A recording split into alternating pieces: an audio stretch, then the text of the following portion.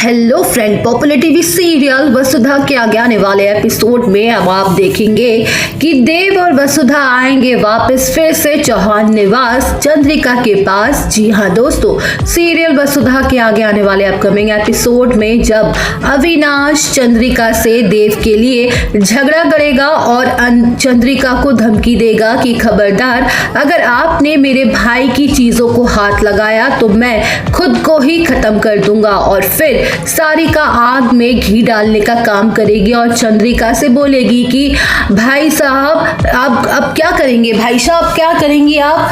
तो चंद्रिका सारिका को देव और वसुधा के पास भेजेगी देव के लिए खाना बनाकर, और सारिका को पहले ही बता देगी कि देव के पास जाते ही वसुधा की बेइज्जती करनी है। सारिका करेगी भी वैसा ही।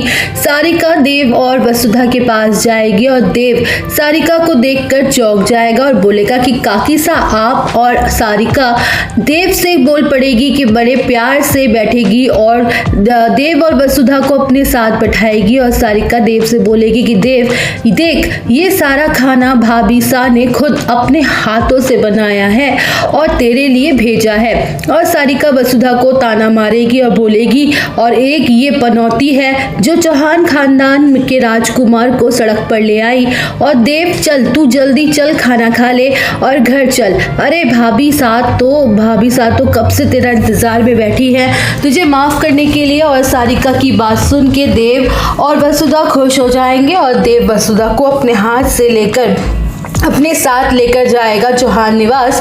चंद्रिका के पास जाएगा और चंद्रिका का पैर छू के बोलेगा कि मासा आपने मुझे माफ कर दिया, और मासा आपने मेरे और वसु के रिश्ते को सच में स्वीकार कर लिया है ना। और चंद्रिका देव की बात सुनकर देव से बोलेगी कि क्या तुम्हें अपनी मासा पर विश्वास नहीं है? फिर तुम्हें भी ऐसे ही लग रहा है क्या कि जैसे तुम मुझे धोखा दे रहे हो, वैसे भी हम भी तुमसे झूठ बोलेंगे। और देव चंद्रिका से बोलेगा, नहीं मासा, आप गलत समझ रही हैं, मेरा ये मतलब बिल्कुल भी नहीं था। तो बहुत खुश हूँ कि आपने मुझे और वसु को माफ कर दिया और हम दोनों को एक्सेप्ट कर लिया।